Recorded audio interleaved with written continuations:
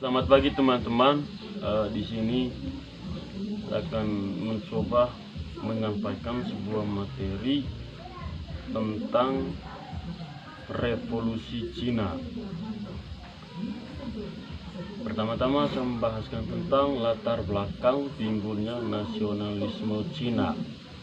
Nasionalisme Cina tersulut setelah rakyat kecewa terhadap penguasa Manchu yang nilai bukan dinasti keturunan Cina.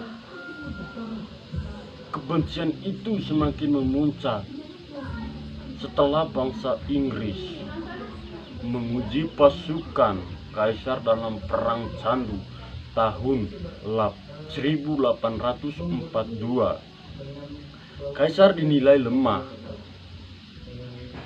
dan bertanggung jawab atas penderitaan rakyatnya. Cina akibat penjajahan bangsa Eropa, Amerika Serikat, dan Jepang, akhirnya revolusi pun pecah. Kaisar Manchu tahun 1911 digulingkan oleh rakyatnya sendiri dan Cina menjadi republik. Yang kedua itu sebab-sebab timbulnya nasionalisme Cina. Lenyapnya kepercayaan rakyat Cina terhadap dinasti Manchu.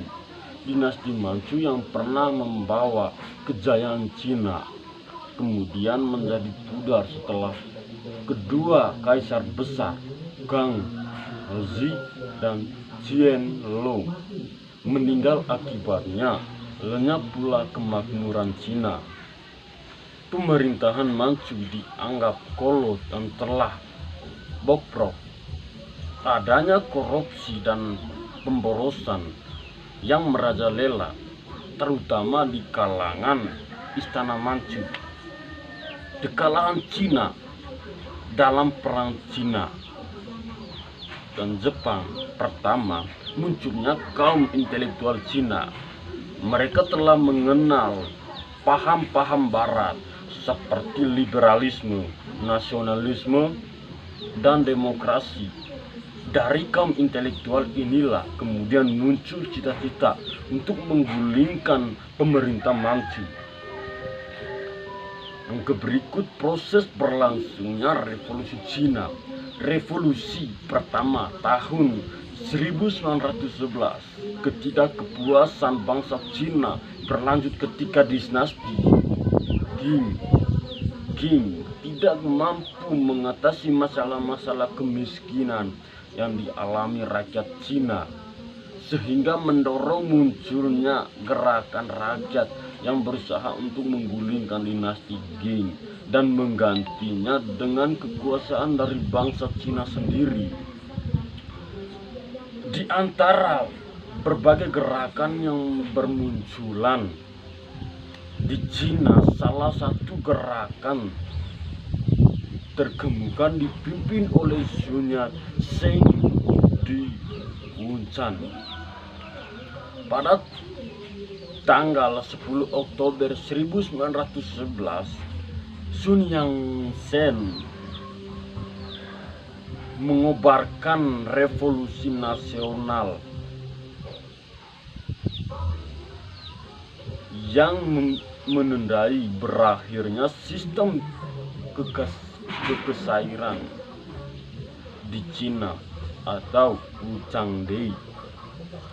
Ia kehendaki pembentukan pemerintah Cina yang baru berdasarkan pada paham San Minchu, 3 senat kedaulatan rakyat yang terdiri atas nasionalisme dan demokrasi.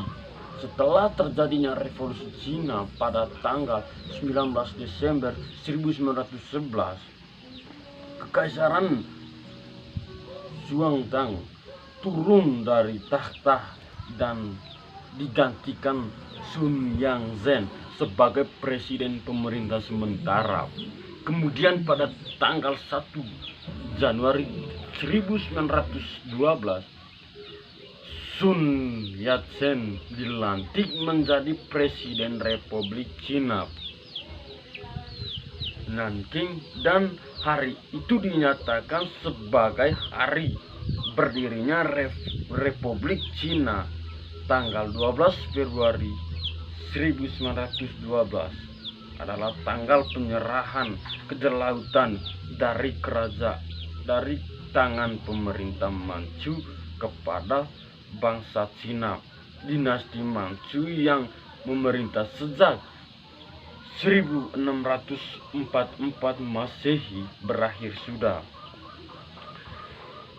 Revolusi kedua pada tahun 1928, era 1916 sampai 1928 di Cina dikenal sebagai periode Fordisme atau periode Poro Jenderal Perang.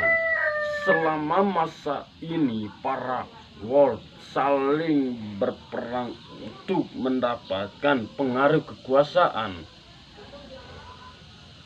Sementara itu, di wilayah Cina Selatan, Sun Yat-sen masih memiliki pengaruh yang ia pun berusaha mengatasi kekacauan yang terjadi. Keberhasilannya dalam mengizinkan anggota Partai Komunis untuk bergabung.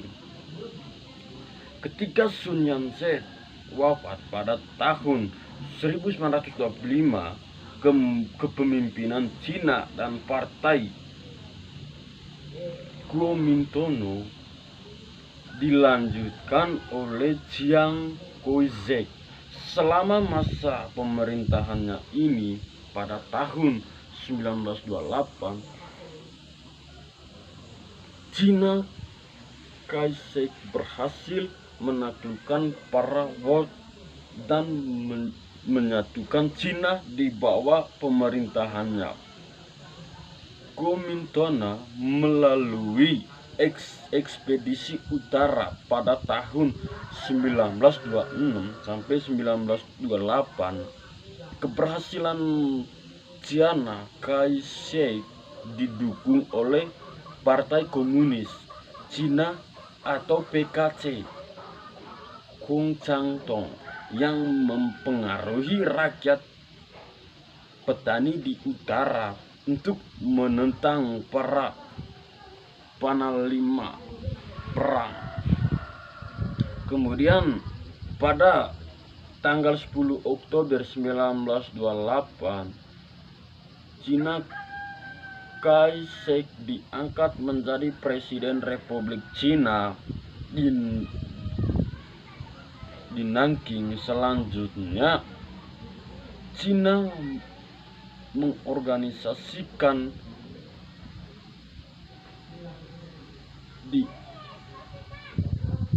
angkat perang yang disebut Tentara Revolusi Nasional. Yang berikut Revolusi Cina ketiga pada tahun 1949. Setelah Sun Yat-sen wafat, Chiang Kai-shek tidak mampu menjaga hubungan baik dengan Partai Komunis Cina. Di bawah kepemimpinan Chiang, kelompok nasionalisme mengobarkan perang saudara melawan komunis. Mao Zedong memimpin Partai Komunis Cina pun membentuk pemerintah yang berkiolat kepada Uni Soviet.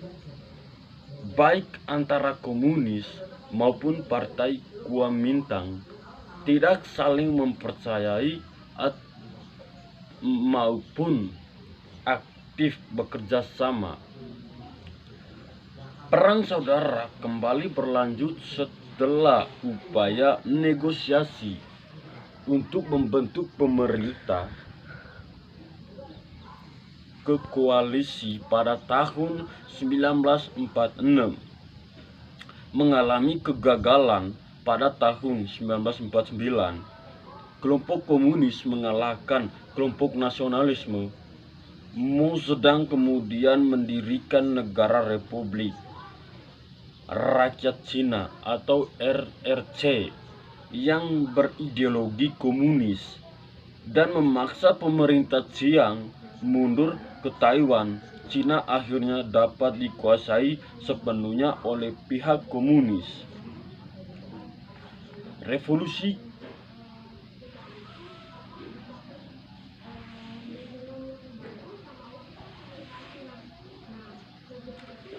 yang berikutnya, perkembangan revolusi Cina.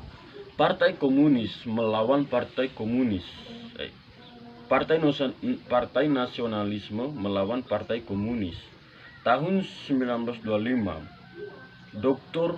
Sun Yat-sen meninggal dan digantikan Chiang Kai-shek.